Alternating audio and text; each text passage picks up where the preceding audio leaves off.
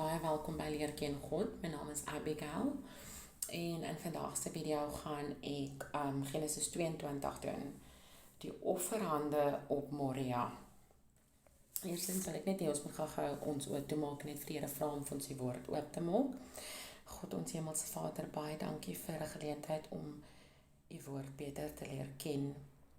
Baie dankie dat ons kan weet u is met ons. Maak asseblief vir ons die woord oop, sodat ons kan hoor dit wat ons moet hoor, en sodat ons kan sien dit wat ons moet sien. Ons bid dit in die naam van Jesus. Amen. Okay. Die offerhande op Moria, Genesis 22. Na hierdie dinge het God Abraham op die proef gestel en ekskuus dat ek lag. Abraham is een van die most favorite mans vir my in God se oë. En in een van die vorige hoofstukke het God gesê hy's 'n profeet. En God doen nogals regtig baie vir Abraham. So die feit dat God hom getoets het, God het hom op die proef gestel. Nee, partykeer dink ek God stel my op die proef. Ek is seker af en julle voel ook so dis kom ek lag. Na hierdie dinge het God Abraham op die proef gestel en aan hom gesê, Abraham, en hy antwoord, hier is ek. Sien, daar's dit weer, God praat direk met Abraham. En elke keer as ek dit lees, dan voel dit net vir my, dis amazing, dat God so direk met hom gepraat het. Toe sê hy, neem jou seun, jou enigste wat jy lief het, Isak, en gaan na die land Moria en offer hom daar as brandoffer op, een van die berge wat ek jou sal aanwys. Daarop het Abraham die môre vroeg klaar gemaak en sy esel opgesaal en 2 van sy dienaars en sy seun Isak saam met hom geneem, en hy het hout gekloof vir 'n brandoffer en opgestaan en na die plek gegaan wat God hom aangewys het. Op die 3de dag toe slaan Abraham sy oë op en sien die plek van ver af. En Abraham sê aan sy dienaars, bly julle hier met die esel, ek en die seun wil daarheen gaan om te aanbid en dan na julle terugkom. En Abraham het die hout vir die brandoffer geneem en dit op sy seun Isak gesit en die vuur en die mes in sy hand geneem. So het hulle 2 dan saam geloop. Toe spreek Isak met sy vader Abraham en sê, my vader, en hy antwoord, hier is ek, my seun, en hy sê, hier is die vuur en die hout, maar waar is die lam vir 'n brandoffer? En Abraham antwoord, God sal vir homself die lam vir 'n brandoffer voorsien, my seun. So het hulle 2 dan saam geloop. Toe hulle kom op die plek wat God hom aangewys het, het Abraham daar die altaar gebou en die hout reggelê. Daarna het hy sy seun Isak gebind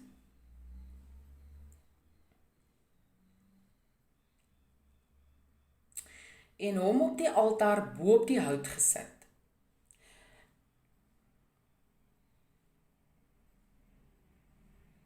Nou, ek wil net vir 'n oomblik net stil wees daar, want sit jouself in Abraham se skoene en vra jouself, of sal jy jou kind so vasbid en bo op die hout sit, sodat jy nou die kind kan offer.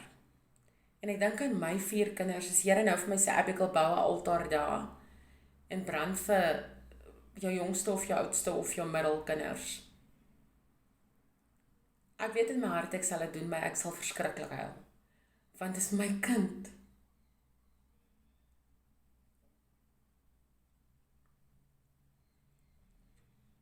Dit is 'n proewing. God het regtig vir Abraham geproef. Hy het hom 100% geproef. Sjoe. En ek kan net imagine dat Isak gehuil het. Ek dink die kind het geweet wat gaan nou hier gebeur.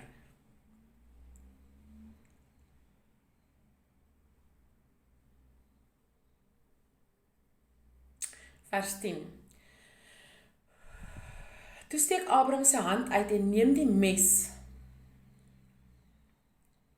om sy seun te slag.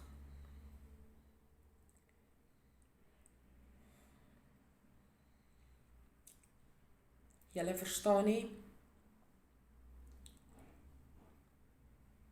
Ek dink dit is 'n baie intense oomblik.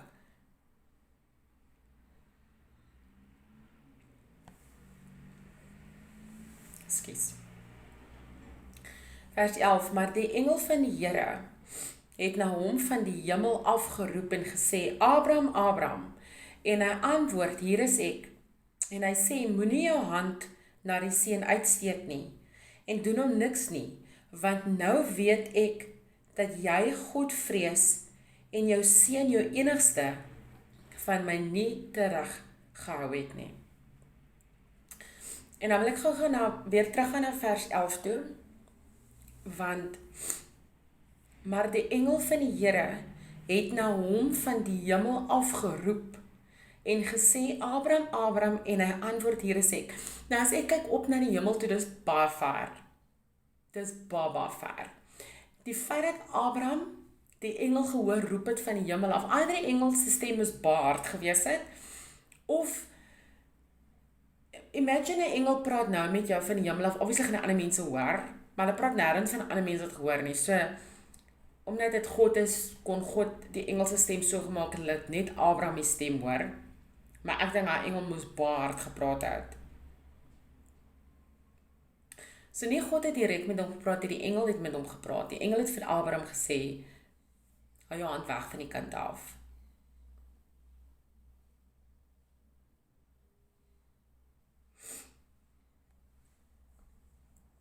Jo.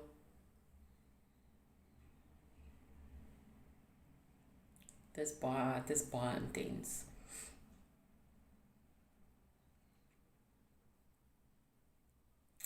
Vers 13, en toe Abraham sy oë opslaan, sien hy met een sy ram wat agter in die bos met sy horings vasgeraak het. En Abraham het gegaan en die ram geneem en dit as brandoffer in die plek van sy seun geoffer.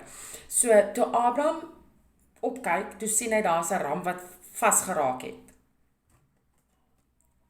My WhatsApp status sê al vir jare, alles gebeur met 'n doel.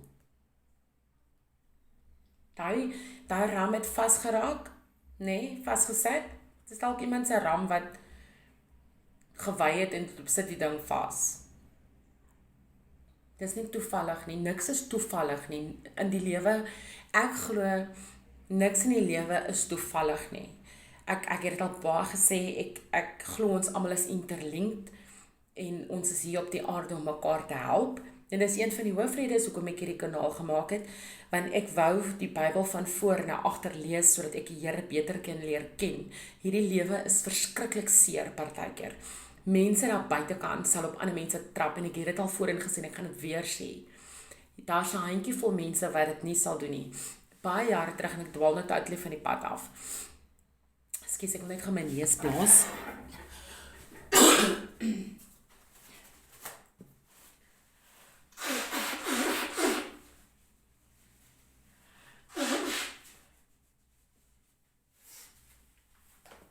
Ek het my kantoor gedraai.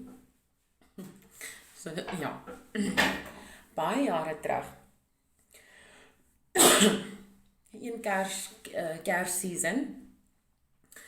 Toe het ek en my ex-man destyds gaan inkopies doen en toe roof hulle vir Shoprite. En ek sal nooit vergeet, ons was in die skoonmaakgoed aisle. En ons word net gunskote, nee? En al die mense hardloop toe nou obviously agter toe daarna receiving toe, waar hulle die goeders moes nou ontvang en aflaai en wat not. Maar die spasie by die receiving agter is baie smal, nee? So alle mense hardloop toe nou daardeur. En daar's groot mense en kinders, en die mense val obviously, soos hulle nou deur hierdie spasie hardloop. En terwyl hy mense lê, nee, trap die mense boop hulle om aan die ander kant uit te kom. Iemand van agteraf stoot my en ek val amper, en my ex-man ruk my toe nou op en hy sê trap op die mense. Ek soos hel nou, ek gaan nie op die mense trap nie. Ek hardloop toe nou, ek hardloop so nou teen die muur, laat ek nou nie op daai mense trap nie, en ek probeer die mense optrek. En wat ek gesien het, hoe mense is, nee, hoe mense kan wees, is bad, is baie bad. So mense daar buite, daar's mense wat op mense se sal trap om aan die ander kant te kom. Dis basically wat ek wil sê. Back to the story van Abraham. Die ram wat vasgesit het, en toe kry Abraham hom. Baie interessant. Vers 14, en Abraham het die plek genoem, die Here sal voorsien, sodat vandag nog gesê word, op die berg van die Here sal dit voorsien word.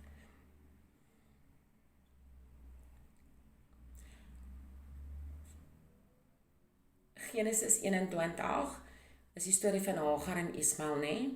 En Ismael het gehuil, en God het Ismael gehoor, en Hagar se oë oopgemaak, sodat Ismael se maak kan sien, daar's 'n put. Ek het gister 'n video gemaak, en gisteraan toe my kinders bid met aandete, hulle gebed is elke aand, op my stoeltjie sit ek nou, met my handjie saamgevou. Liewe Jesus, hoor my dank, vir my kossies en my koeldrank, amen. En partykeer sukkel ons, partykeer wonder ek in die oggende staan ek op, weet ek wat die hel ons vanaand gaan eet nie. En elke aand het ons iets om te eet. En gisterond toe dink ek, dis God wat voorsien, want hy hoor my kinders se stem. Hy hoor elke aand my kinders se gebed. Hulle sê dankie vir die kossies wat ons het om te eet, en so het ons elke aand kossies om te eet, so het my kinders elke aand kossies om te eet. So julle wat daar buitekant is, weet net dat julle kinders se gebede word gehoor, dat hulle nie op 'n bid nie, en alles is klein, hulle gebed word gehoor. Ek het dit gesien. Sien jy heilig alweer?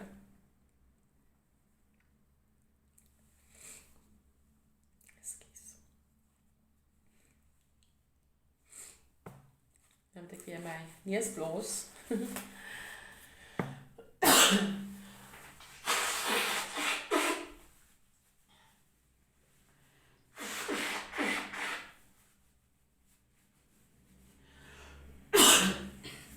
Ek vra hom verskoning, dat ek so chankerig is.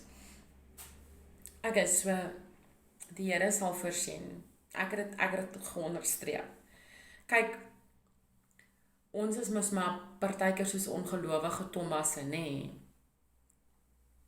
Dan glo en vertrou ons nie. Maar ek werk persoonlik daaraan om te glo en te vertrou. Die Here sal voorsien.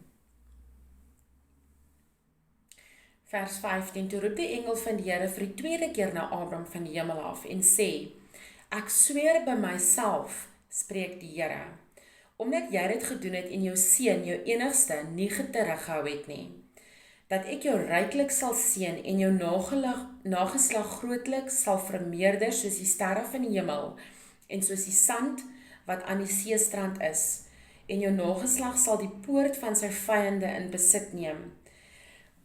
En in jou nageslag sal al die nasies van die aarde geseën word, omdat jy na my stem geluister het. Ek wil net, nou Abraham se nasie is die nasie wat die voorhuid, laat besny. Nou, ek ken nie baie mense wat besny is nie, maar ek weet daar is nasies, veral in Israel en Egypte en daai lande, dis nou waar 'n oorlog is, nê?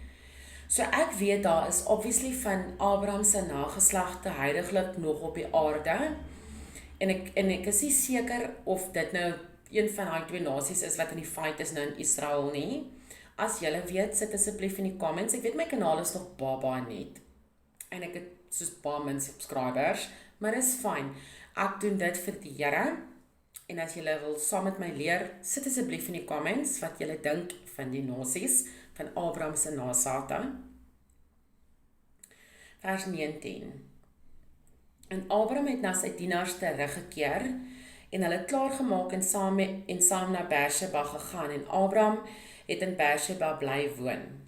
Na hierdie dinge het hulle aan Abraham berig gebring en gesê, kyk, Milka het ook vir jou broer Nahor seuns gebaar. Is sy eersgeborene en Bus sy broer en Kemeel die vader van Aram. ook Keset en Haso en Pildas en Jitlaf en Bateel. En Bateel was die vader van Rebekka. Ek gaan net gou Rebekka se naam highlight. Want ons Sarah is nou een van die, ons het nou vir Eva, en dan het ons nou vir Sarah, en nou Rebekka. Lot was genoem, maar Lot het doodgegaan, omdat sy mos omgekyk het. So ek gaan net gou Rebekka se naam highlight. Want ek weet, toe ek klein was en in die sonnaskool het ons geleer van Rebekka. Hierdie 8 het Milka vir Nahor, die broer van Abraham, gebaar. En sy byvrou met die naam van Reuma, sy het ook Tebag en Gaham en Tahas en Maga gebaar. En dit is dit. Dis Genesis 22.